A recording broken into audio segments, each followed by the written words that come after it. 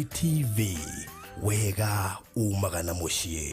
Have you heard of the uproar on social media over Pastor Ben Hinn's crusade? Bishop, why does the nation need to be healed? We've said for many years that Kenya is the springboard of revival.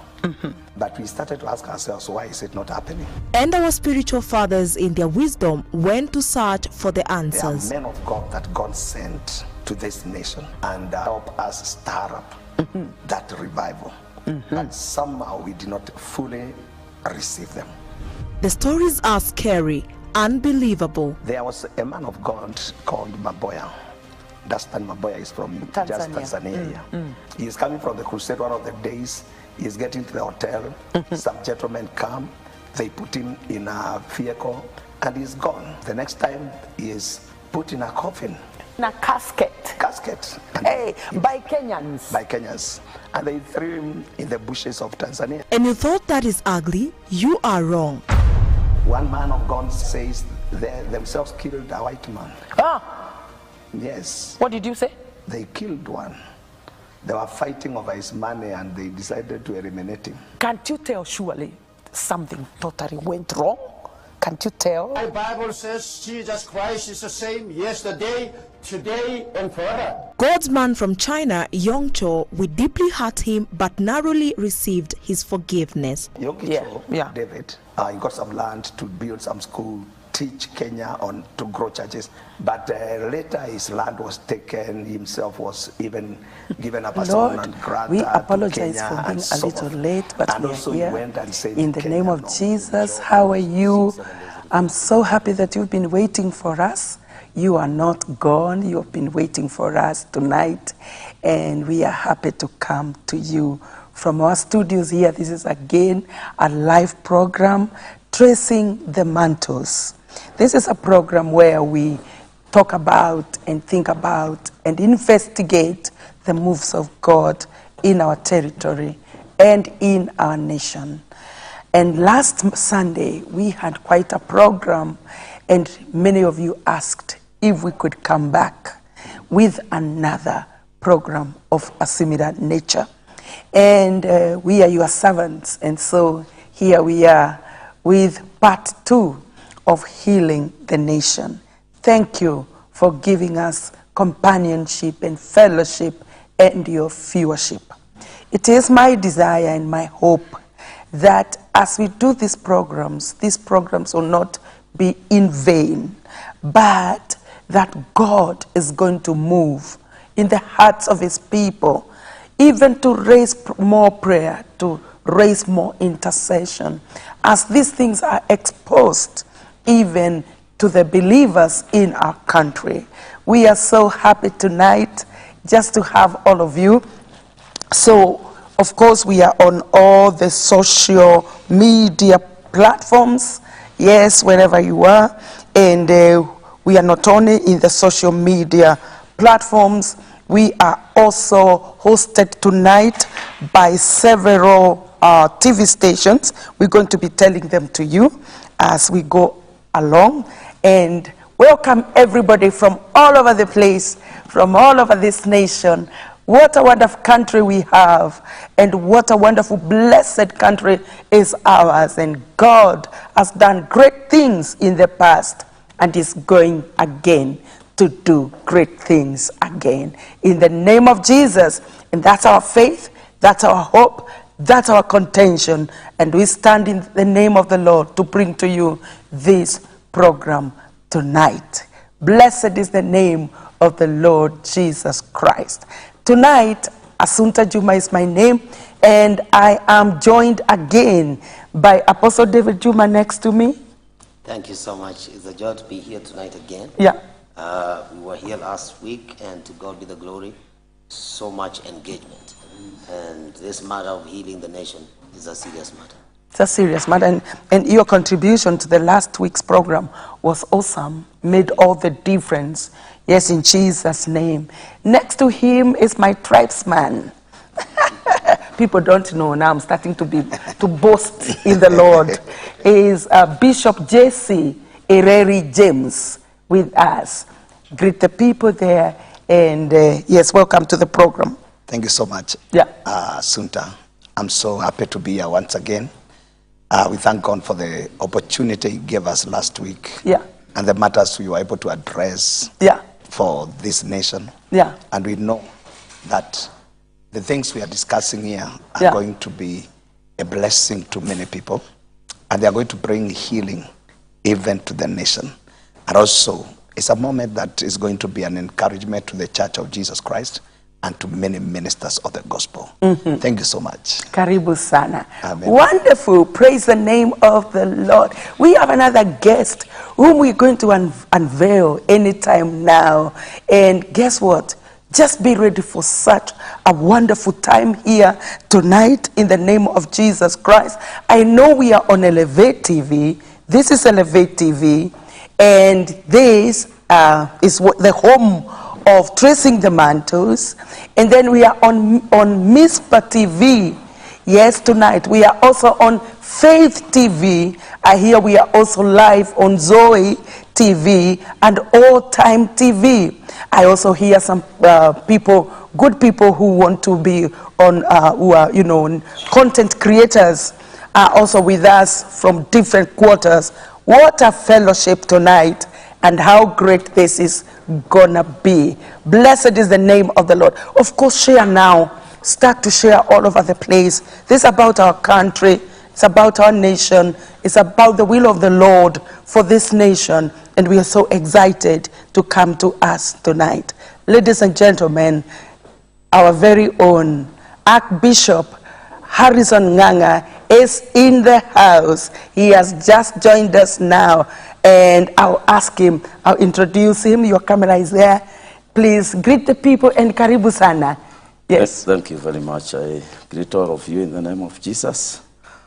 I am glad to be in Elevate TV, to be part of what God is doing in this great channel, this great platform that God has given, so that at least we can share with the people what is going on in the world of Christianity, the world of faith, the world of the gospel. I welcome all of you. God bless you very much. Karibu sana, Archbishop. Amen. Thank we you. are happy to have you. Thank you. Very much. Thank Apostle you. David, what's on your heart? Well, what's in my heart is that something amazing has happened to this country in the last couple of months. Actually, from the last quarter of last year, when God gave a word to some of our leaders in the land, and particularly the national altar led by the First Lady of this nation, Mama Rachel Ruto. We are so grateful that for the first time in this country since independence, we have an intercessor as the First Lady of the nation. And through the prayers with the team there, the Lord gave a word on some of the things that the church needed to correct. And she was together with several of our friends and leaders in the body of Christ. And so when that message came to us, you see, every time there's a prophetic word, it needs to be judged. And so when the leaders judge the matter, they say, yes, there's something that needs to be adjusted. And so the matter required that the leaders come together, and we did, and we are grateful for what happened. Long story short, a movement began to be able to correct some of the errors that we noticed had been committed by some of our brothers. And you know, if any of our brothers commit any mistake, we are all part of it as pastors and leaders in the body of Christ. So what I'm glad about in this season is that the operation that has taken place the last, almost 6 months actually, has adjusted the spiritual atmosphere, and we can sense the liberty, the freedom, the unity, the working together. And it was a joy for me to be part of that operation led by Bishop Harrison Nganga, whom we really appreciate, and Bishop Jesse Ireri, and many other wonderful brothers and sisters. And together we stood shoulder to shoulder, praying, humbling ourselves before God. And I remember very quickly our host, Pastor Sunta. There's a man who needed to see Jesus, and he sent some elders, and the elders told Jesus, this man loved our nation, he even has built a synagogue for us. And I can testify, say, these men we are with here, they love our nation. Yeah. Yes. And that's why we've come together. Thank you. Bishop Jesse, you are here in the last program. For the sake of the people that were not with us, would you give us some 3 minutes of just a compact, introduction of what we did last time, so that we can move on from there? Yeah, we are addressing this matter of healing the nation. And some of the things that we discussed was the genesis of the need for the healing. Because whenever there's healing, it means there's something which is not right.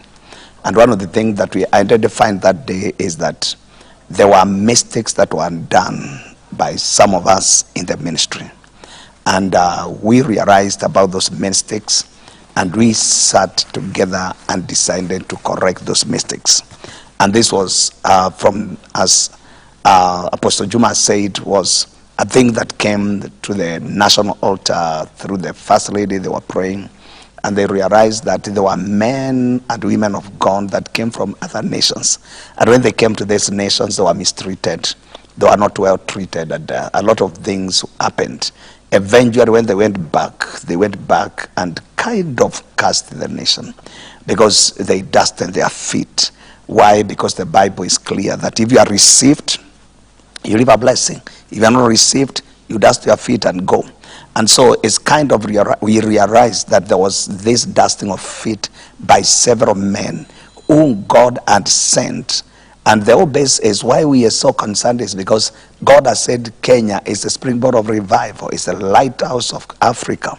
But then we are not seeing it coming to that fullness. So there was a need to investigate both in the spirit and also in the physical to find out what is the cause of this. And so one of the causes that was found was that mistreatment of the men and the women of God. And the Lord was saying that he had sent them with graces to stir up, to enable us, to give us impetus into achieving this revival.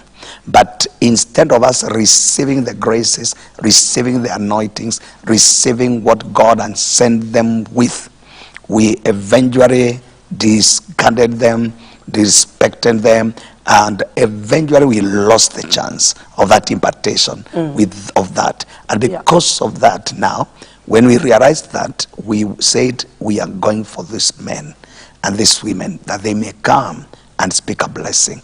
And that's where the healing issue is all about. And that's what we discussed last week to greater depths. But that was the gist of the matter. And many of you have watched last week's program, and we are very grateful that you have, and we pray that really something is going on in your life, and that the Holy Spirit, you are allowing him to touch you so that you can be aligned, And if you didn't watch last week's program, we would encourage you to do that, because there's a reason why we did that program. Archbishop Harrison Ngange, karibu sana. I usually tell my husband that you are the funniest preacher that I've ever listened to. I listen to you and laugh a lot. I think you bring joy to the nation. God gave you joy, and you share that joy with us. I share it generously. And we give God the glory for that. You are the chairman of I keep missing that name again. The planning secretariat. The planning secretariat. And I think you did such a wonderful job to just lead us, in the name of Jesus. I'm also aware that after what the gentleman I was with on Sunday talked about, that there were some ministers that were declared, I think Bishop Jesse said it on Sunday, they were declared non grata. Persona non grata. Persona non grata or non-persona. That one. Yes. Well, whichever way you put it. Yes. And they were never supposed to come to this nation. I hear that, Archbishop, you came to know about that matter and you went to solve it. Enter through there and start making your contribution. Thank you very much. Again, thank you for having me. Yes, karibu sana. Now I would gladly say we have revival in the country. Wow. Because bringing together more than 20,000 preachers, especially in Kenya, is revival in itself, without paying for their transport, without paying them. We call it revival. And it began that long ago. When I came to the city of Nairobi, I came in 1997. I found this city did not have good breakthrough. I was used to a town called Ireri. There was great revival, great breakthrough. Sunday services sometimes extended up to 6 because of the power of God. Oh my God. Then I came here and I found it very dry. And I started asking people, why is Nairobi so dry? Why are things so bad? What is happening to this city? And when I inquired, I discovered that some of the visiting preachers who came into our country were ill mistreated. I did not know it was very deep. I thought it was just one preacher, 2 preachers, until I went aloud finding out and discovered that it was quite a large number of men and women of God that had been mistreated in this country, notwithstanding our local preachers were also badly mistreated. Sometimes the mistreatment was so bad that you could not hold crusades in some grounds in this city or in this country. So I discovered that there is a man of God who faced a lot of injustice here and was taken to his country in a coffin. Such things I heard those days. I'm talking about late 90s. I decided to go looking for him because I knew if that is what they have done to him and others, we need to do something about it. It was now where I was chasing this man of God. I went to Tanzania twice. I crossed the border. I went to Arusha. I went to Morogoro. I went to those places looking for him. And when I found him, I convinced him to come. And on my second visit, because on the first visit I convinced him to come, he failed to appear here in Nairobi. I went back, I convinced him, and when he came, before he came, he told me his passport had been withdrawn, bad things had happened to him, and so I decided to visit the immigration office here in Nyayo House. Sorry, Bishop, I have to interject a little bit for some little technical thing, but it will be fixed in a little while. Okay. But as they do it, Bishop Jesse, did you hear what Bishop said? Yes. He said that when he came to Nairobi, he found there was no move of God. But you people were here. What was going on? I'm saying because we've been in Nairobi for long. Something.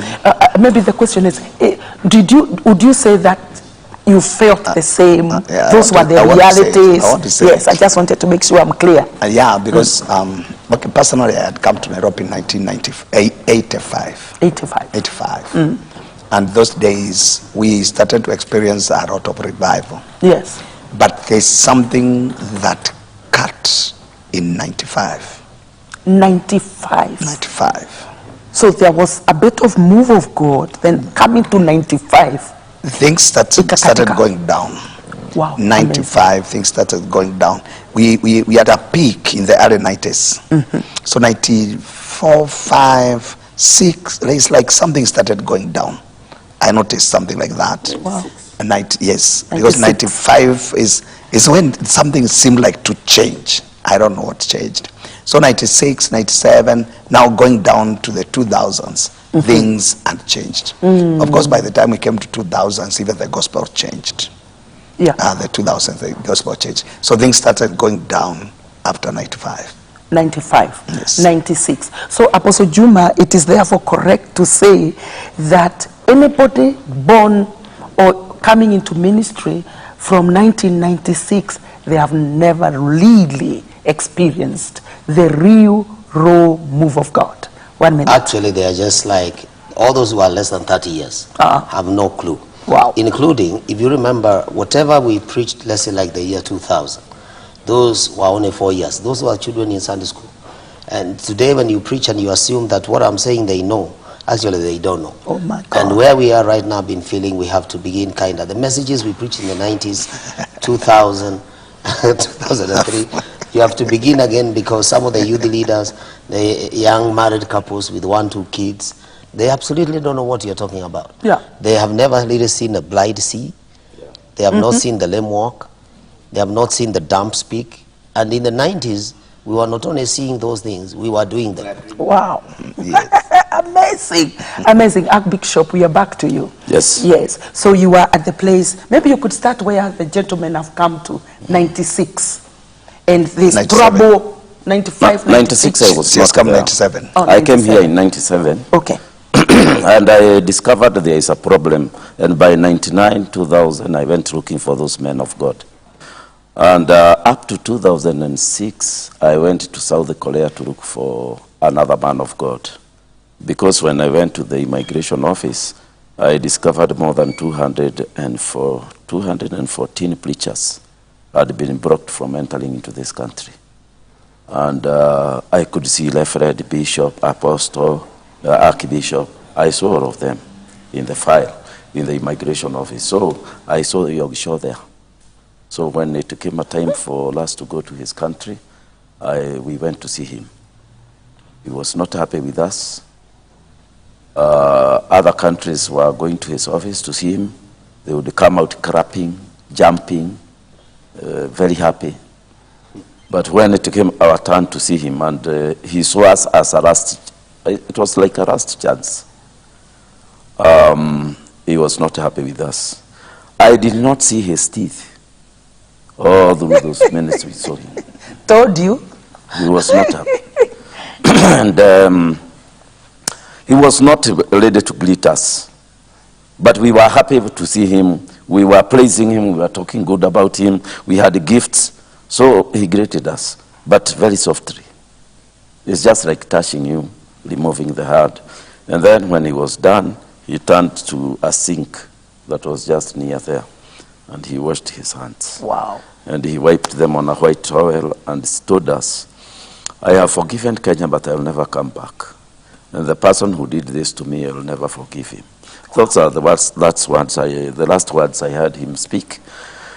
And he passed away. So from that time, I found it very difficult to follow up these stories because I was facing opposition here in the city. Mm-hmm. There were people who were questioning me, what are you looking for? Are you preaching or trying to find out what people have done? Because I lacked authority, I stopped those things. I concentrated on preaching, but I still had the same stories that people are saying. If you go to another country, God does miracles, signs and wonders. But if you come to Kenya, nothing happens. Mm-hmm.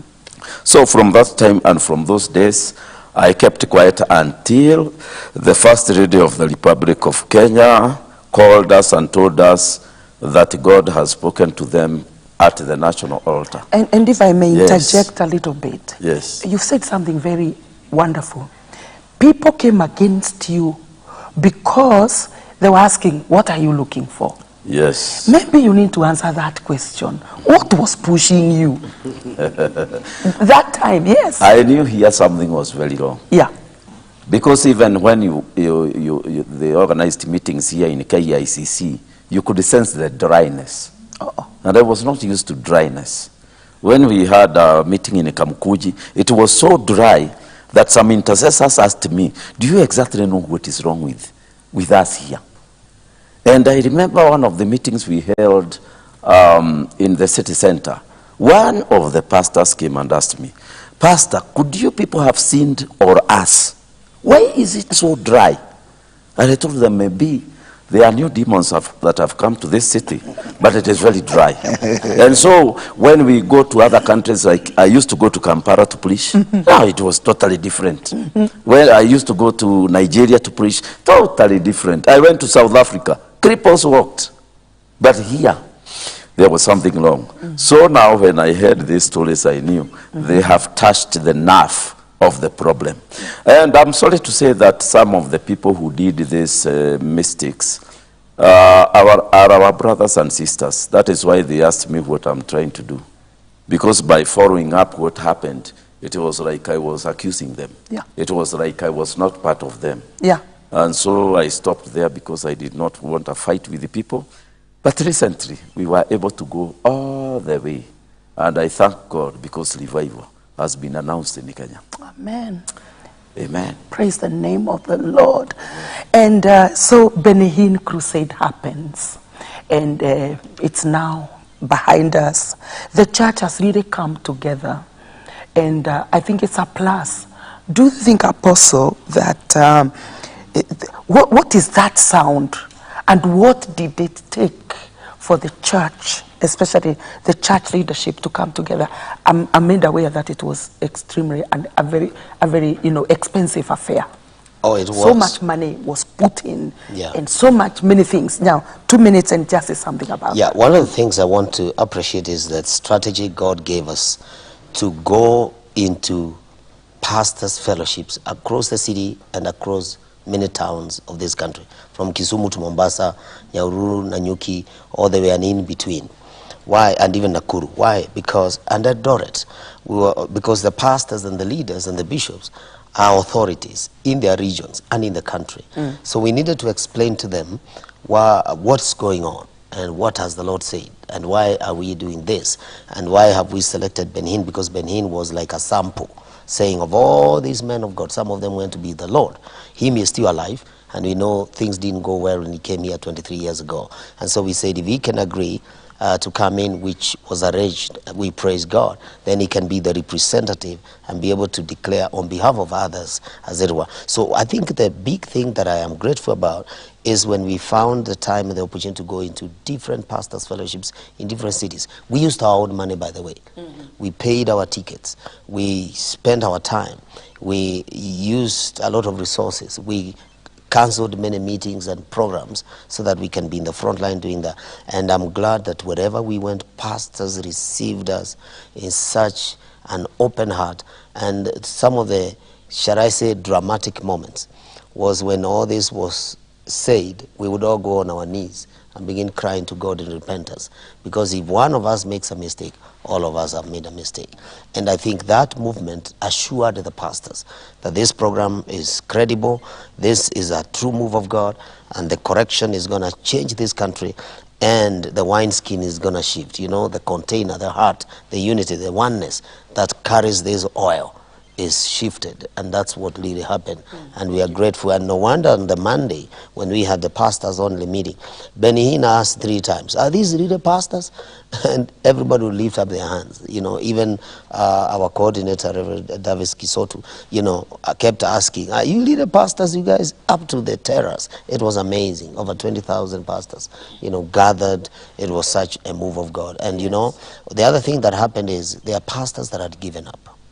You know, when Ben Hinn asked how many of you really have given up on pastoring and quit and so forth, you should have seen the people running, because the pressure in this nation has been amazing. Yes, thank you.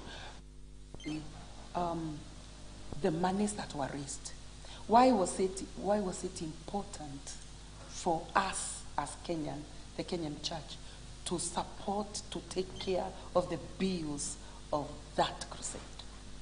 And what has that got to do with healing the nation? Yeah, you see, when you mess, it's only good to pay a sacrifice. So this was an issue of sacrifice. Ben Hinn is able to do his own meetings. Yeah. He has enough partners all over the world. Yeah. And so when he wants to do a meeting, it will take him days. And he has all the monies that he needs. But we decided, led by Archbishop, that Ben Hinn is not going to spend a coin on this. The nation, especially the pastors, are going to pay the price and to pay the sacrifice of our mess, so that we give like a sin offering, so that the Lord may forgive us. And it was so deliberate. Archbishop was so serious on it, that even when people contributed and there was some money in the account, he could not allow us to use it. He said, use your own money, fuel your own car, pay your own air ticket to Kisumu and to Eldoret. He said, we are not going to use this money, use your own monies, we want to pay a sacrifice. And what was very amazing was, because this was the pastors who had done this, it's not the members of the churches who had messed up the other men of God. It is us, the men of God. Yeah. And it was very amazing that it is us who paid this. Actually, actually much of the money was given by the bishops and the pastors, all those names, the apostles and the prophets are the people who are giving this money. To an extent that even the way we did offerings in the meetings where everybody was there was not very serious. But the day we were alone, we gave so much money. The month now when we were alone, because we had decided we want to pay and give a sacrifice for our forgiveness. Do you think that there were some people that were offended and they were not happy because mzungu anakuja na akutoa pesa? Now, do you think there were people that were still offended? Definitely, because that's the thing we are dealing with now. Yeah. The thing we are trying to correct is the same, where the Musungu comes with the money. Yeah. And now we are saying no, because this Musungu's money is what we have been fighting for. We have been fighting about this Musungu's money. When he brings his money, we fight. We want to use it. We want to eat it. We want to do that. And so we said now there's no Musungu's money to eat. And there's no Musungu's money to fight about. There's no Musungu's money to have some police separating the pastors because they want to divide it. And that's why we decided to do that. So some people who are still in that mindset, who are still in that mindset, actually some even did not believe that happened. What we are saying, yes, that we are giving. Wow. Some could not accept it, and others did not like it because they are used to that kind of a mindset, whereby the Musungu brings in money, and then now we use it and we fight for it or we misuse it. One of the above. Praise the Lord that happened. Archbishop, do you think hii gari itatan, hii kirori ya kanisa Kenya itatan kabisa mpaka hao wanakuwa offended, waache kuwa offended? Tutaweza? Let me say it has already turned. Oh, wonderful. Why we had so many people maybe criticizing what we were doing. Yeah. Because the people who turned up to the meeting, one, we did not transport them. Yeah. We did not send buses in the city to bring people. True. We did not pay for people to come. Yeah. We did not pay for mobilizers. No, we went ourselves and told the people, the time to turn around Kenya has come. We should repent. And when Zacchaeus in the Bible, when he repented, yes, after climbing upon the tree to see Jesus, instead Jesus saw his sins. When he said that I have sinned, he said half of my wealth I will give to the poor. That is what we decided to do. Amen. That now Jesus has discovered we are sinners. And we have discovered what we did. We said half of our wealth we are going to give to the kingdom of God. And that is what we did. The men and women of God gave a lot of money to support the crusade. And we were able to bring Ben Hinn here. And what I would say is Kenya has turned around. Amen. Whenever there is a vision, because this is a vision, there is a vision bearer. The vision bearer was the first lady on the national altar. The implementers of this vision was our steering committee. I was the chairman. Then we had the people who provided the finances, because visions cannot be successful without resources. The resources, we got it from the fellowships, from the people of God. And then we had people who made this vision fulfilled. Wow. The Kenyans who came up there, the members of the church who came there. And funny, when Ben Hinn called for an altar call, the normal altar call where you come and they say after me, it was not the non-believers who are called. He said, let all the pastors come here who feel this. And when they came, he told them, say after me, I will follow Jesus. I will carry the cross. He led us with the sinner's prayer. Yes. That was amazing, because he knew these were pastors. Why did he lead them in the sinner's prayer and the stadium was full? Yeah. Because in our hearts, that is what we wanted. It is not that Ben Hinn will come to cleanse us. Ben Hinn is just like me. He preaches the way I preach. Yes, he uses the same method of preaching, the same way we use. But he is a foreigner. And the Bible is clear that the word of God from a far country is like cold water to a thirsty soul. Wow. When you are local, you don't have cold water. You have warm water or hot water. But when you are from far, you have cold water for a thirsty soul. We needed somebody from far to bring cold water to cool us down and bring us to normalcy. Yes. And to love one another. Yes. The kind of love that was demonstrated by pastors there, I have not seen it since I came to Nairobi. We have been holding ministers' meetings where we have 800 pastors and we rejoice a lot. But 20,000. 20,000, yeah. It is amazing. It is a record-breaking thing. Even today, Ben Hinn is still inquiring whether those were pastors. Because it was a record-breaking, and these were our pastors. We had very few members of the church. These were men and women of God. Because they are the ones who had sinned. Yes. They are the ones who had eaten the money of those musungus. Yes. We thank God. The Lord has stand. They are the ones who had killed. A question before we go to someone else.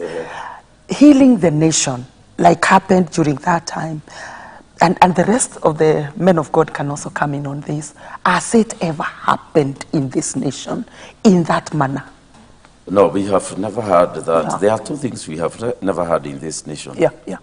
The men and women of God who came to bring good news to this nation, when they were hurt, and everybody was aware they have been hurt, nobody sought to heal that wound.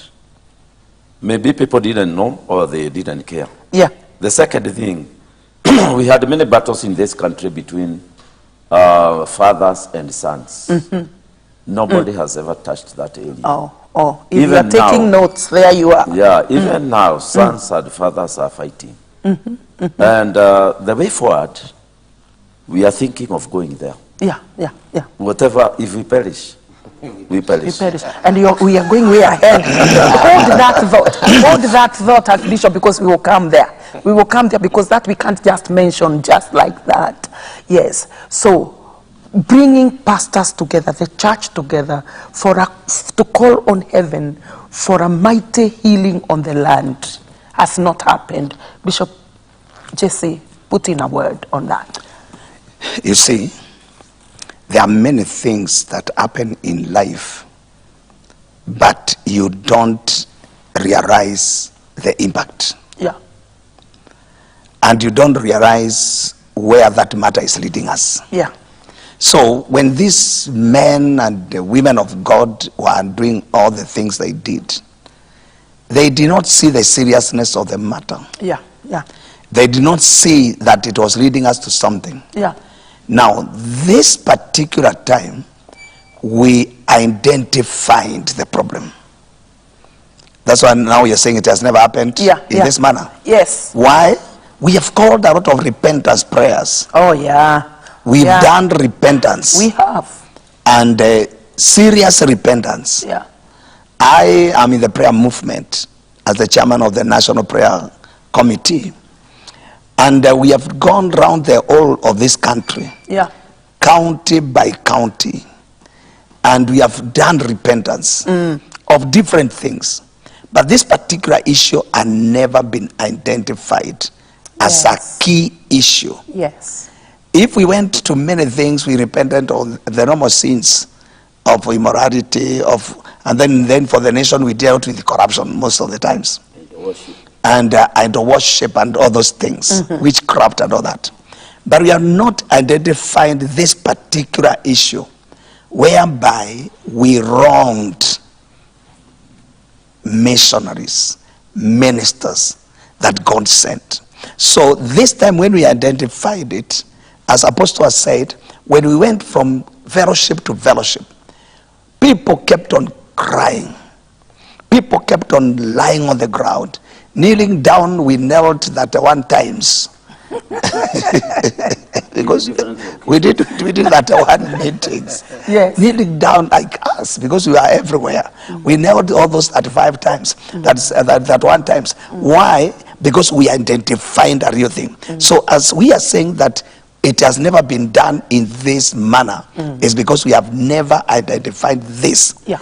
And actually, according to us, still I quote Apostle because he said it earlier, he said that this was the one that was brought from the national altar, and we, men of God, and to judge the word.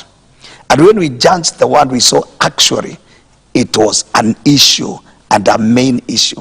And now that we were able to lead the church, even the man, when we have the 20,000 pastors only, we still dealt with that matter to its depth as the bishops and the pastors and the men of God.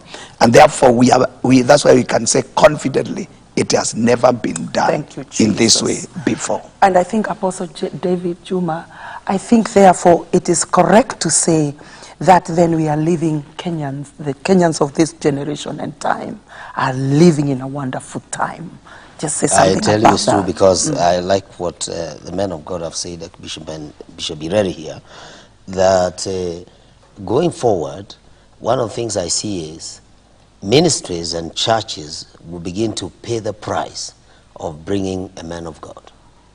There's going to be a major shift now, that initially when a foreigner would come with millions of shillings to come and do stuff, now it will begin to become difficult for them to do that. It will minimize and shift, where if, for instance, a bishop is doing a meeting in Kasarani or somewhere in the country, he will count the cost. And because the heavens have opened, God will actually provide the resources so that you can receive the guest and take care of him, so that when he leaves here, he can say, surely Kenya has changed, you know. And I'm told Ben Hinn was asking, what is so special about Kenya? Why are they paying my bill?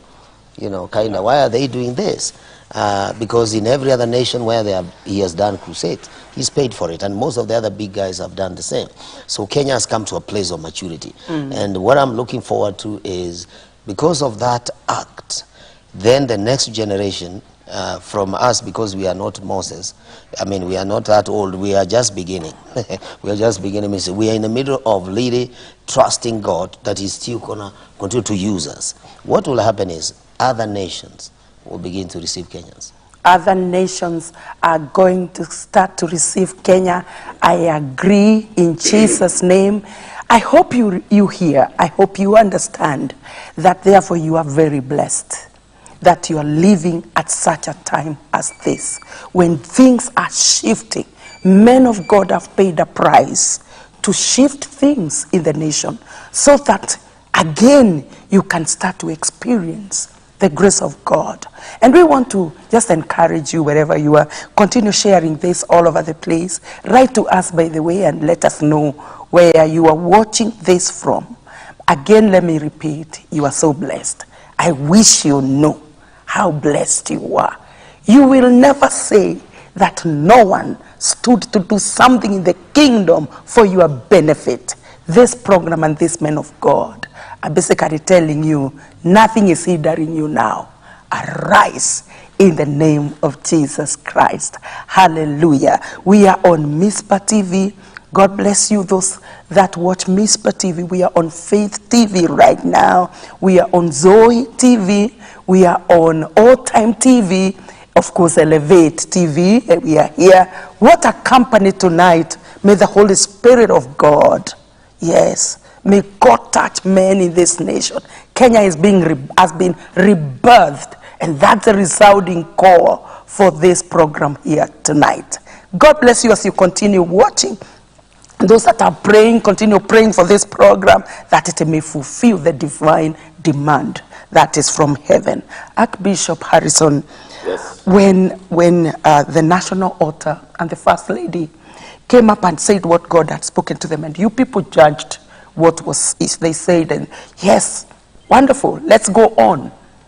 Many people have risen against that woman of God. And there's a lot of talk, social media, it's all over the place. What can you say to the nation? This issue being all over the social media means it has become a hate. If it was not, it wouldn't be there.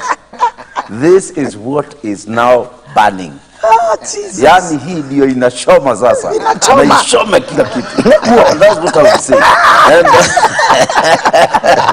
yes. If it was just something like that, nobody would be talking about it 2 weeks later. Yes. We know in Kenya, if you do something, they talk about it 3 days. Now it is 2 weeks later. Yes. Every prophet is holding a Bible. I want to see what the Lord is saying about the Ben Hinn meeting. Dear. And that's why I would like maybe to comment about our preparations. Yes. When we were preparing the Ben Hinn meeting, it began at around September. But we never told anybody Ben Hinn was coming. Yes. We did it underground because we knew Some people would rise up and give prophecies that were false. Others would give prophecies that were not true. Yes. Others would give maoni and they called it prophecy. Yes. So we kept it under wraps. Yes. And we only agreed to announce Ben Hinn was coming only a month before he came. Yeah. Why did we do that? Yeah. Because if God did not want Ben Hinn to come here, when we were hiding it, the prophets would see it. Yes. But now the prophets have waited for the advertisement. What kind of prophecy is this? What kind of prophecy? You can't wait for advertisement then you prophesy. You should see things when they are hidden. Yes. They should have known 5 months ago when Ben Hinn said he is going to come. Yes. They should have told us. Yes. You are going to be tempted to welcome Ben Hinn. The Lord is saying, don't. But now they wait for advertisement. They wait for notice board. They wait for social media. Ben Hinn is coming. Then they say, thus says the Lord. And this is the weakness we have in this country. I've been teaching prophecy for many years. I myself, I prophesy. Every 31st, I do prophesy in a list. And I know what is involved in prophecy. When you prophesy after you have heard information, it is called maoni. It is not called prophecy. It is not called thus says the Lord. It is called thus says me. Yes. But unfortunately, everybody says thus says the Lord, and they miss the mark. Because prophecy is seeing things that other human beings are not seeing. Yes. But now when we announced Ben Hinn is coming, all the plans were already laid. All the money was paid. Hotel bills were paid. We had paid his transportation to this place. His coordinator was already here. So and we no said, prophet had seen. We said, are we ready now to release the posters? Yes. Immediately we released the posters. 1 week later. I want to say what God has spoken to me about Ben Hinn coming to Kenya. This is very funny. Funny. If it was the Spirit of God, yes, he should have seen that we are preparing to bring Ben Hinn. We have paid his tickets even before we announced. Absolutely. But now it is 1 week after announcing. And people think it is God speaking, but it is not. I heard even one prophet say, you will know the Lord has spoken because nobody will turn up at Nyayo Stadium. Wow. And I told the people, don't sleep. Even don't pray against that man. Yeah. Let him see the people. Yeah. And know that it was not like that. Yes. I'm sorry for this, but we always fight something that we don't know. Yeah. I don't know why Kenyans fight something they don't know. And this is not the first time for Ben Hinn to come to Kenya and be fought, just as we have fought other preachers. But I believe that now, from now, the other men of God who are going to come to Kenya, there will be no battle. Yes. Now, there will be acceptance. Because this kind of fighting is not a true fight. So thank you very much. Maoni plus prophecy. I'm just reading. Unajua hii ni maoni, yes, hii ni unabii. Yes. Unabii inafishua mambo imefishwa. Yes. Lakini maoni nimeona. You have announced. Let me tell you, if you bring that man, and it is already 4 months since we planned for him to come. So why did you not, you prophet, why did you not see it 6 months ago? If kwani the Holy Ghost is so, so boxed and so human, he cannot tell. He waits to be given information.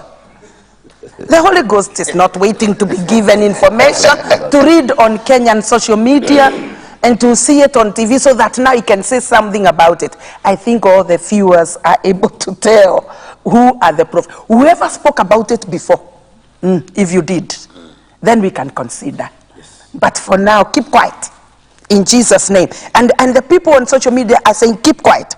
I can see Sisi Kioko is saying, oh, the prophets of Maoni did not see that coming. Wisdom right there. Yes. Can I say something? Please do. In June, I was having another man of God from Ghana who was preaching in our church. Then comes in a man who is normally preaching here in Nairobi called Apostle Juma. He comes to my office and tells me, do you know what I have seen? You are the one who is going to invite Ben Hinn into Kenya. Wow. I told him, my brother, wow, he is your yangu. I I don't know him. I've never spoken to him. I have never met him. Maybe somebody else will do it. He told me, no, I was told it is you. That is June. And when I was given the information that I will head the team that will bring him, it was October. You can see, that is a true prophet. That's a true prophet. But the others never saw it in October, November, December, January, the end of January. That says the Lord about this man. No, this is the prophetic, it is not good. Yes, the prophetic circus must come to an end in this nation in the name of Jesus. Bishop, thank you very much, Archbishop. Bishop James, if the First Lady was of another faith, we have many faiths. There's freedom of religion in this country. What would they do according to their faith and conviction while they are in State House? If she was of another faith, whether they would do so. Yeah. It is to okay, I will not say yes or no. Why? Because there is now her personality and her faith. Now, if she was in another faith and was totally committed the way she is committed to the faith of Christ, she would do the same. Exactly. It's about a commitment, a depth in these matters of the faith. If she was not a serious Christian, she would still not do this. If she was not a woman of prayer, if she was not prophetic, if she was not able to get revelations, we will not go to this. But now, because in our faith, in our Christian faith, she is deep. She is in the areas of the ability to hear from heaven. Now she is doing this. So it's about her commitment to the faith. So whichever faith she would be, it will depend on her level of commitment. If she was committed even in the other faith, now they would be maybe stopping us from doing other things, we Christians. If she was not a Christian and she was committed the same. So it's about the level of commitment. And Apostle David, to add to that, why do I sense a sinister battle? Something deeper than just the First Lady hearing God. Why do I sense like, and you can correct me here, I have no problem. Why do I feel like it is the Jesus factor that is in trouble here? That's correct. Anywhere you talk of Jesus of Nazareth, you are in trouble. But if you talked about, other religious things and so forth, even other faiths may even give you money. In football, they will even have brought a team from England. Would we be having a problem? No, Manu and Arsenal to come and play, as it were. But because of Jesus of Nazareth. But there's also something we've learned over the years, and I would say what somebody, I think one of my friends said. This is how they put it after the crusade: Dear Sanballat, dear Tobias. You understand what I mean? And the Arab guy who are opposing Nehemiah. Any credible work of God will attract Sanballat, Tobias, and the Arab guy, the Geshem, trying to oppose the building of the wall. Because what Nehemiah was doing was needed to secure Jerusalem and ensure that the Jewish people are not going to intermarry with other foreign nations and hack the system of the Jewish nation. And so Nehemiah was so passionate that you can read how he prayed, how he cried, and how he mobilized, how he got favor with the king. God letters came in. But guess what? In 52 days, Nehemiah finished that assignment. Praise the Lord. Amen. In 52 days, God helped us, and we finished the assignment that God gave us. And so opposition is okay. The only thing I would say is we encourage the First Lady. We tell her she's not alone. We support her. We stand with her. Thank God we are here tonight raising this narrative so that other people do not tell our story. We tell our story, and if somebody has a question, they can ask. They can know that this is what happened. You're hearing it from the horse's mouth. And I believe it shall be well. And we have a window of opportunity to stand. And one of the greatest things that encourages me is that Kenyans have risen up, especially even the colleagues we work with in the planning secretariat, have risen up to and take the risk and sacrifice and put our face on the ground and be able to, like what Paul said of those women that risked their lives for the gospel. And because if that never happened, we'll not be having this story. And so to God be the glory for the things that have happened, you know, in this time. And encourage not only her, but also encourage the president. I mean, what a place, what a time, what a season, you know. Archbishop, when this was said, you went, yes. And then you went, if they brought up football, nobody would have said anything about what happened. It looks this is very raw in your heart, and you feel very deeply about it. Maybe you can just vent it out here.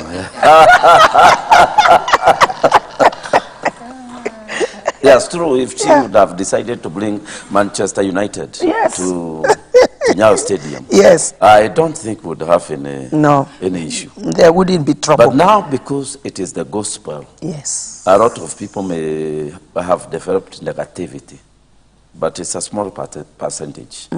Some of them developed negativity because they thought they should have been included in the steering committee. And we cannot have the steering committee calling everybody. True. And some are slighted maybe because they thought we did not consult them. Yeah. And they felt ignored. Yeah. Whereas handling such a big issue, you may overlook somebody. True. Not because you genuinely want to overlook. But we traveled. Do you hear we paid our air tickets? I paid personally with my money to go to Kisumu town. To go all the way to Mombasa, to look, to convince those people that we are not just bringing Ben Hinn because we can't preach. We can also preach. We are bringing him because there is something we are trying to collect in Kenya. And so I would like to encourage the First Lady, if she is seeing us or she will see us later, that the battle is won. Yeah. The battle is won. It is won. In Jesus' name. Yeah. So, you know, in football, when you win a goal, a lot of people will be left saying it was offside. Yeah. I saw. But if it was allowed by the referee, the goal is goal. Yes. Now, it is one goal in the kingdom of darkness from the kingdom of God. Yes. They don't know now what we are planning. Yeah. I wish they would prophesy Yeah. what already is in our minds now and whom we are trying to bring here and what kind of a meeting we are trying to arrange. Yes. But nobody is speaking Let the prophets wake up now. we put the billboard. Then they say, "Thus is Lord." No, it is not right. No, it's so true. We are genuine in our hearts. Yeah. We did this genuinely. Yeah. We did not want to be known. We are already known in this country. We did not want to have more members. Our churches are full. Yeah. We did this genuinely for our country, for our nation, and as far as we are concerned, this nation has started the path of healing and reconciliation. We have seen men of God who have never greeted one another for many years, embracing one another. Amen. I saw somebody who told me, "Do you see that man of God? I have never greeted him since we parted." And I saw them embracing. I believe that was the outer show of the inner healing that this crusade brought to this country. And I wish that the people who engineered this vision will still engineer another one if God shows them, so that we can do more than we have done already. Amen. In Jesus' name. Amen. And you're already going into the next question that I wanted to ask. The results, the open results. And I think, Bishop, you can come in now. We are getting to finish this, so let everybody talk shortly. Yeah, but I wish Archbishop would finish that, because he had come to that. Yes. I'll be picking another line. It's okay. It's all right. Yeah. The result. He has done number one. He can do number 2, 3, then I can do the others. Who have never greeted one another, men of God started to hug and greet one another. Another matter. Number 2, we had opportunity to be prayed for. Because when you are a preacher like me, an archbishop, you don't become a cow of God. You are still a sheep of the Lord. We are not cows. We are not goats. We are not lions. We are not zebras of God. We are not dofu za Yesu. Sisi bado ni makodoo ya Yesu. Na tunahitaji kunyolewa manyoa. Ndio. Tunahitaji kukatwa kule miguu tutembee vizuri. Tunahitaji kutengenezwa ndio tuache kusubuka. And we had somebody who came and he took that opportunity to pray for all of us. Yes. All of us received prayer. I saw you go down Yeah. I was trying to be this usher. Yeah. And I did not, I am a man of more than 80 kilograms. I can't just throw myself there on the pulpit, and it was not a soft thing. I never knew I fell. Oh, you didn't? I found myself on the ground. We saw it is true you fell, Archbishop. Now, if we had not brought somebody, I was the usher. Yeah, I can confirm. Yes. If you didn't know you fell, we saw. Yes. So it is true you so really fell. It is true Yes. that we had an opportunity to have pastors, archbishops, bishops. Our spiritual fathers were out there. Yeah. They all received the prayers. Amen. Everybody was prayed for. Okay, people would see it go out, the president and the first lady, but it is because of politics. But all of us knelt down there. Yeah. We were prayed for. All of us prayed. And that was a very great milestone in the Church of Jesus Christ. We have never had some of the people receiving prayers together in a place like that one. Yes. The third thing that we have accomplished in Kenya is that we have broken the poverty spirit in spiritual Pentecostal charismatic churches, evangelistic churches. Because the Bible says it is more blessed to give than to receive. This time we have given. Ben Hinn came with nothing. We made sure. Yes. Even pocket money I gave him. I made sure. The pocket money, so that he can go to the supermarket and buy anything, or send somebody to buy anything. I gave him Kenya shillings to make sure he doesn't use dollars. Amen. And when he went back, we gave him a token the way we give tokens to men of God. Amen. And I told him when we were with him, I told him, we have prepared a token for you because of the way you came, because we know you are going back to the family. And he told me, I will receive it with thanksgiving, but I'm shocked. Amen. Because Africans do not give. Yes, Lord. They Yes, receive. Lord. Oh, Kenya. So I also discovered we are becoming wazungus. Amina. Oh, amen. Did you hear that? Did you hear that? To me, that is not normal. True. To host a person of Ben Hinn's caliber, even if I sell my vehicles, I can't be able to host him here. It is hundreds and hundreds of men of God that give money to be able to bring here. He stayed here. We give all our vehicles, all our four-wheel drive vehicles, we gave him so that we can drive with other vehicles. And we used our resources. We paid the price of the Wasungus who have come to Kenya, and they were robbed the money.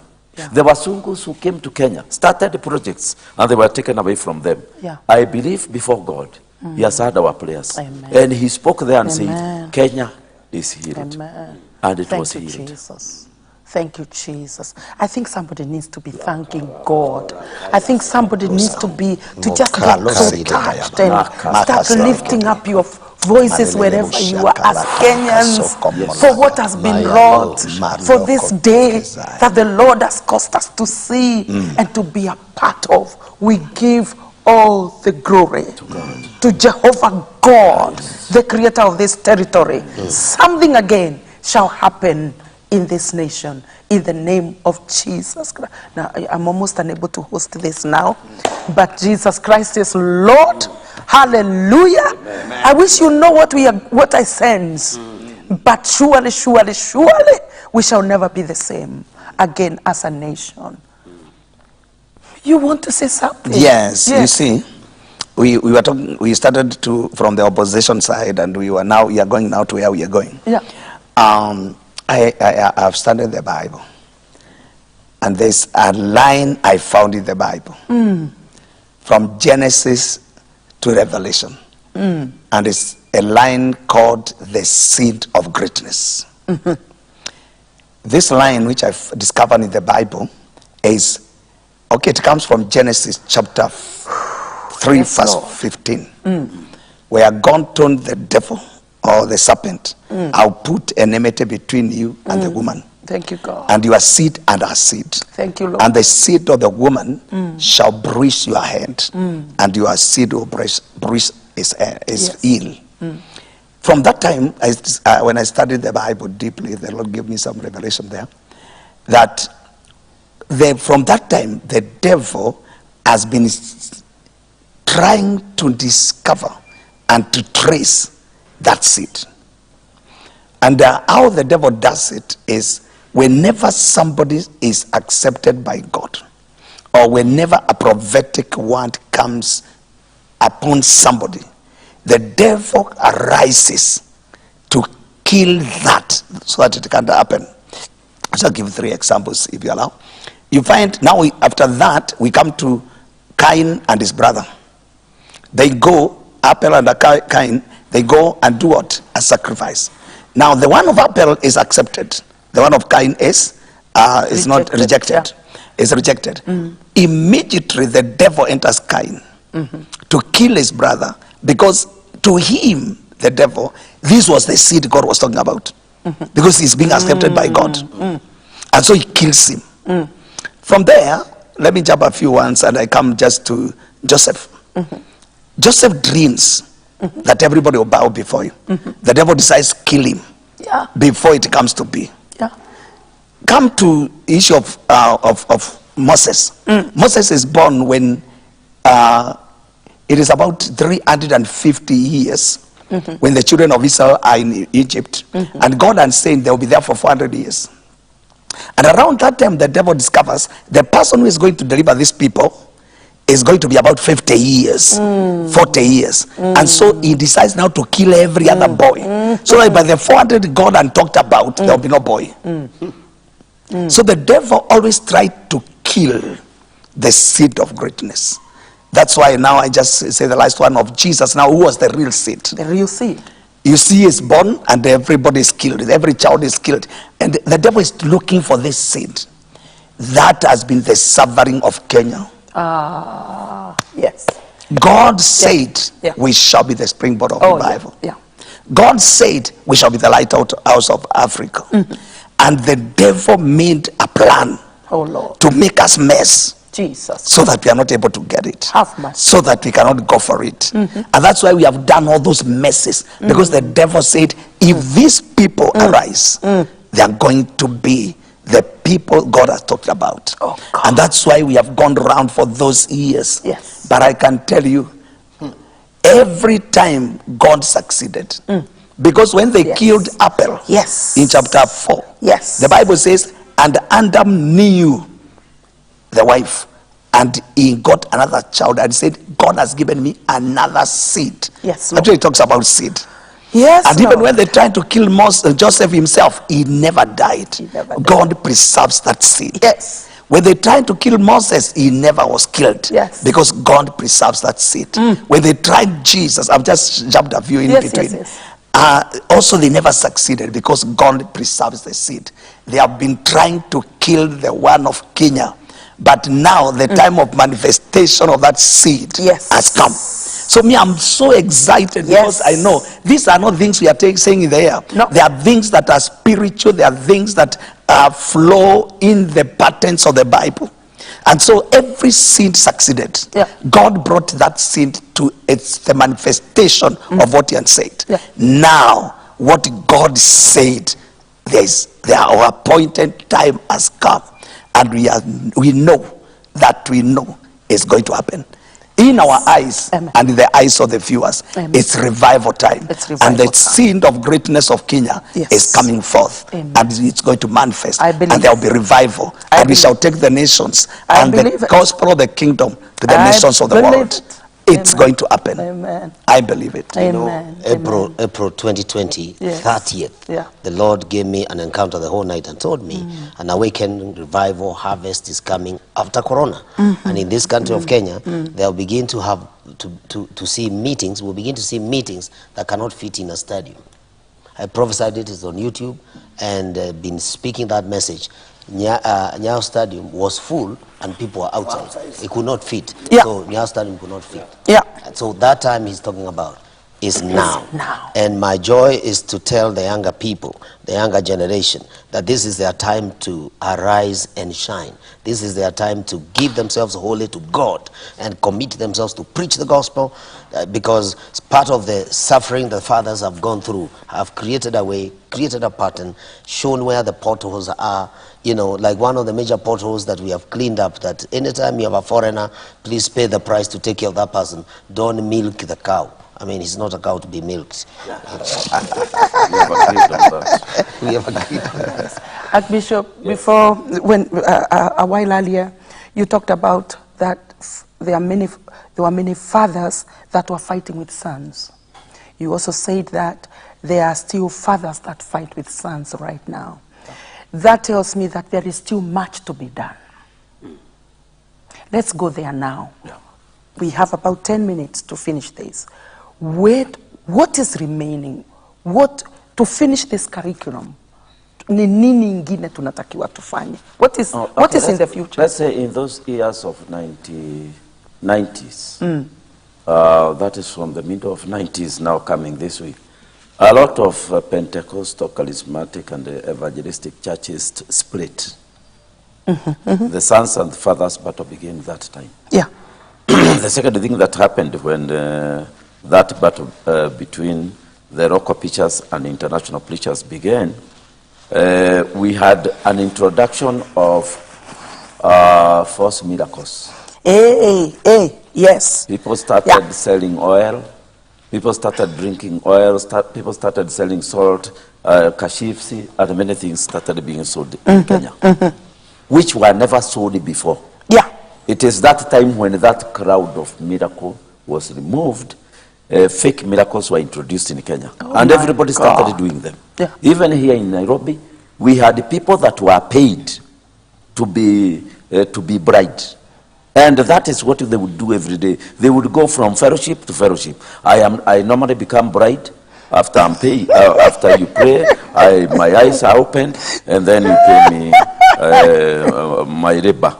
Yes. And that is what happened. And one of our pastors told me of how he went to preach somewhere, and cripples got healed, bride men saw, and a lot of things happened, only to find them waiting for him outside. And they told him, they were very angry. They were saying, you preached for a long time. We had agreed. You are supposed to preach for 30 minutes. Then you hear me, I go my way. You preached for 2 hours. Oh my God. Bring 1,000 to do.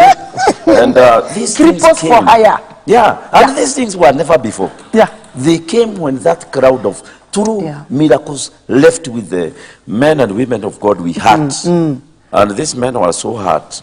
Some of them lost all the money that they had invested in Kenya. They could not even give the records of the investments in their own countries.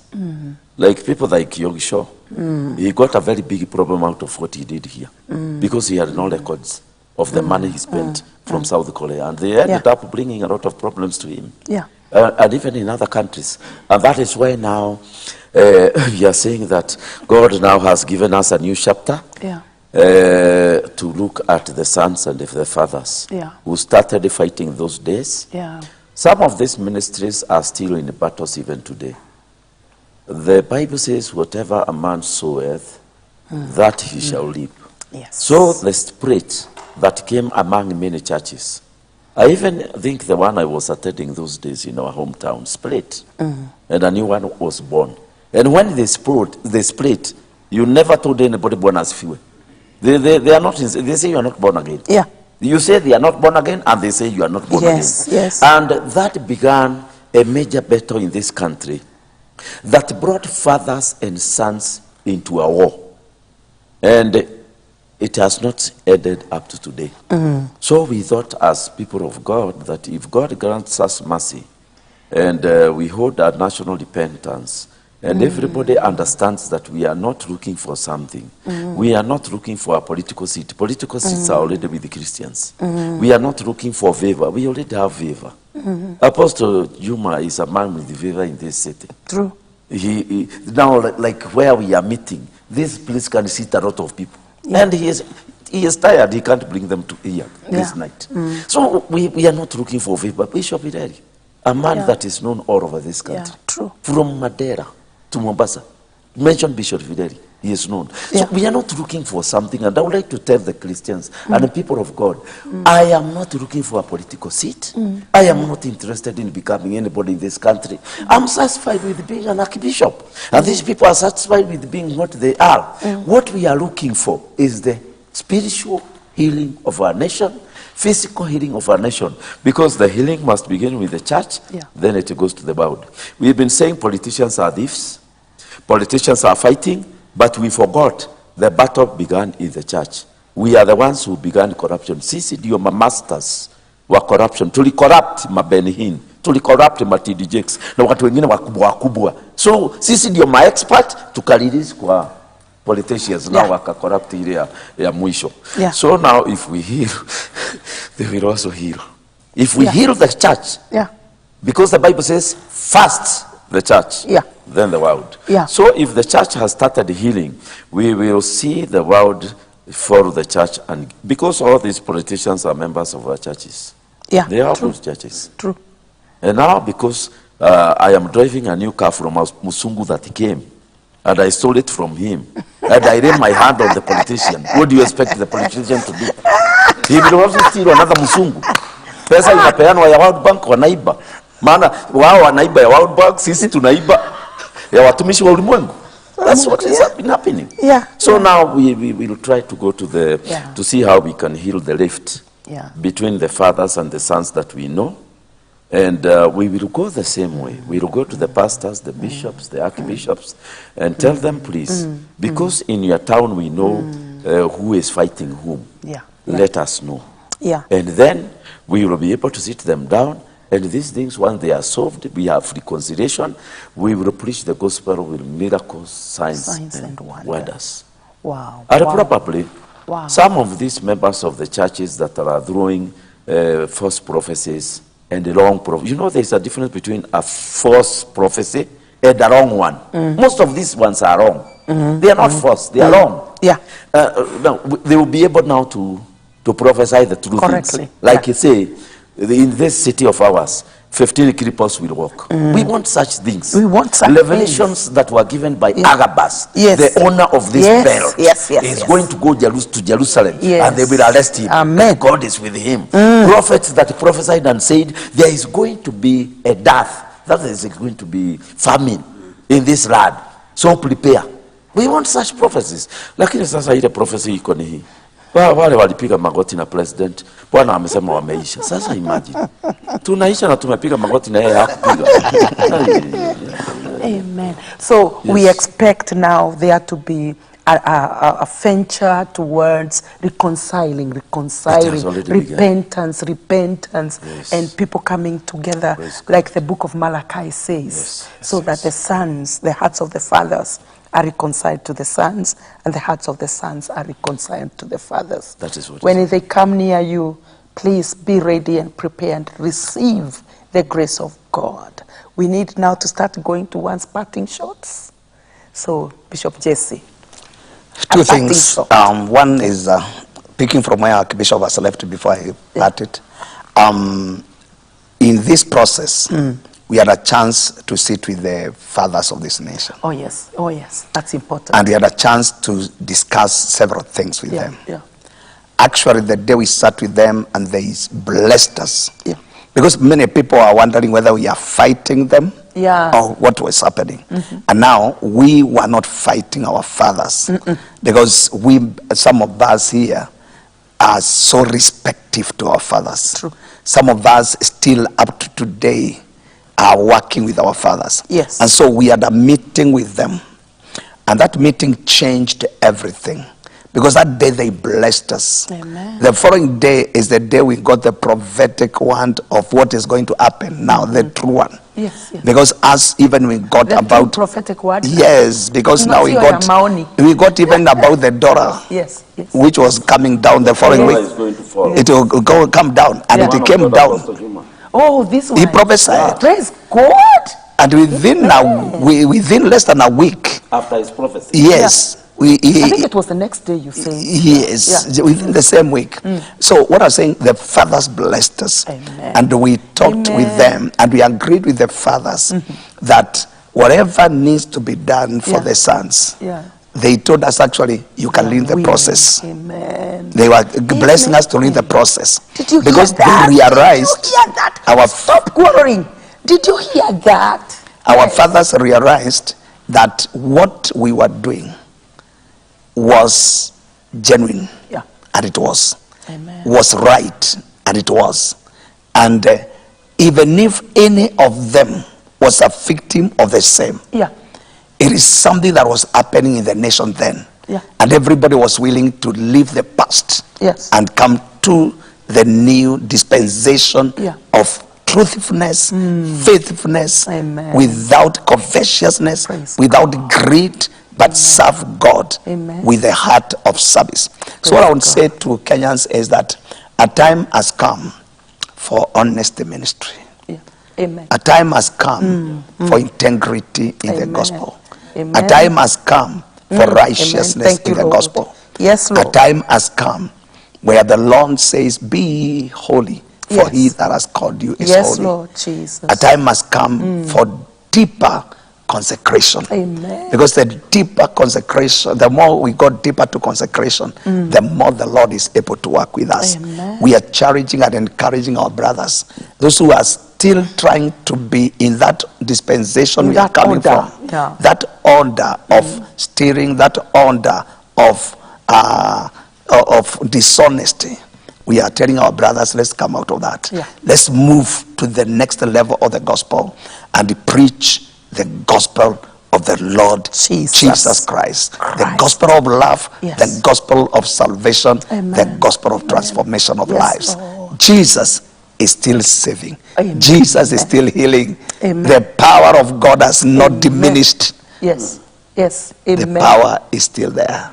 I Jesus hope you are Christ hearing is the same something. yesterday, Yes. today, and forever. God Somebody bless. say amen. Somebody shout amen. Somebody say amen. You have 1 minute. Yeah. Yes. The new wine of the Spirit is already being poured out in the nation. Yes. Moves of God. Spirit of God is moving. And Jesus said this new wine, this move, this power of the Spirit, the gospel, the true word, requires a wineskin, a container, a bottle.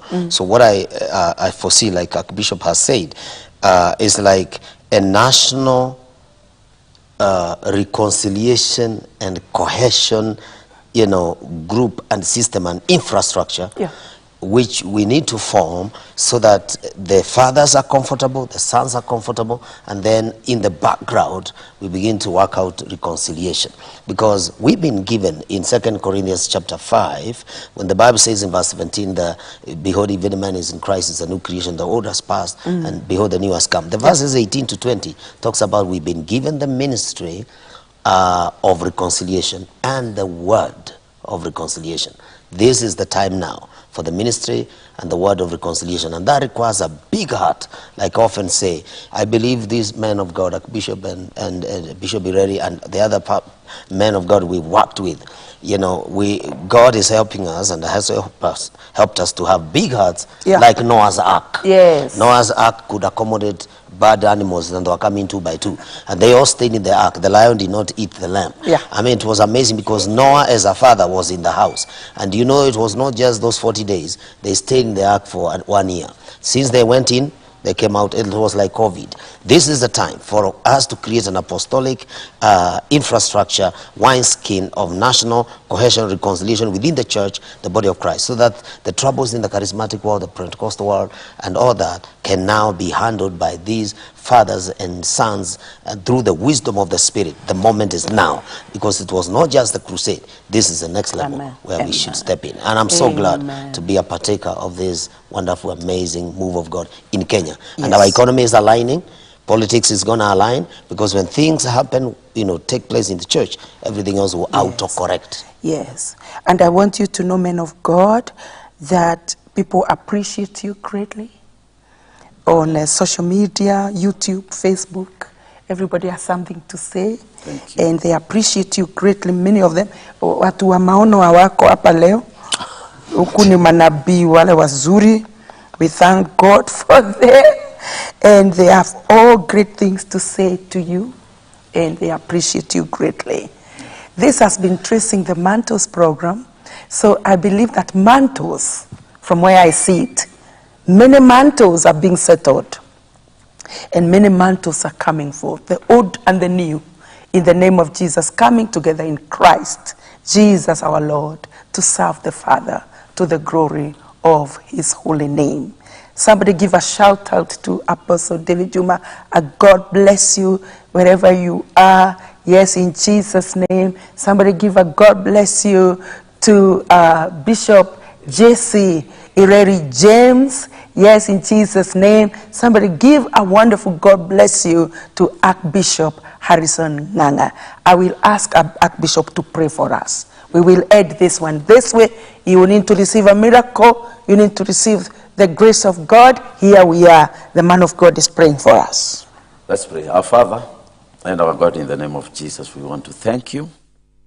Getting such opportunities, Lord, to give people the insight of what was behind the scenes in the Ben Hinn meeting and what is the way forward is a great opportunity. We pray for those people that were very happy because of what happened. Yes. We also pray for those that were not satisfied because, Lord, we believe that this is our first time to organize a meeting involving all the Church of Jesus Christ in Kenya. And we may not go 100% perfect. But we believe that in future meetings, Lord, it will be better than what we did. And we pray for everybody that was dissatisfied, that was not happy, that they will now be happy and know the Lord of Kenya, the Lord has spoken, that it is healed in Jesus' name. And therefore I pray for the people at home that are expecting a miracle of some sort. They are sick. Heal them, Lord, in the name of Jesus. Thank you, Lord. They have no money. They are struggling. Perform a miracle. They slept hungry this night. Intervene, O Lord. I pray that our nation shall be healed. We pray that, Lord, as your word says, that the church should pray for its leaders. I pray for our leaders in this country, led by our dear President, William Ruto. That God will give him knowledge, wisdom, understanding to lead this country into greater prosperity. We pray for Her Excellency, the First Lady, that God Almighty, you will give her strength, that she will listen to you because there are many voices all around, and you will strengthen her heart at this time when great victories have been lost. In the name of Jesus, we pray for the Deputy President, Rigathi Gachagua. We pray for our dear Pastor, Dorcas, that God Almighty will remember them, that they need a much wisdom, knowledge and understanding to advise and even to be able to handle their big office in this land. Bless these couples that are leading this country. Increase them with the wealth and knowledge and health, good health and good families, that, Lord, they will be happy to lead this nation of Kenya, the time you have given them to lead.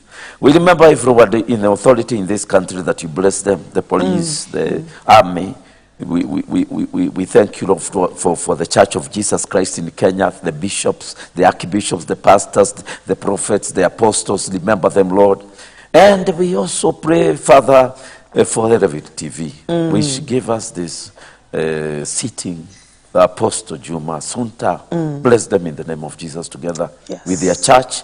Bless all the media stations that brought us life. Bless Bishop Ireri. And bless all of us, Lord. We thank you. In Jesus' mighty name we pray. Amen. In Jesus' mighty name we pray. Receive great grace. Rejoice in the Lord always. Again we say rejoice with Paul. Shalom, shalom. Good night. We will see you next Sunday for such a program like this or another kind. And we just want to say shalom. Peace tonight. Have a wonderful coming week. And God bless you. I'm always your host, Assunta Juma, and it has been a wonderful, wonderful evening for you to give us fellowship. God bless you. Kenya is arising. You have a reason. In Jesus' name, we are not the underdogs anymore. We have a reason in Christ. God bless you. Thank you. See you another time.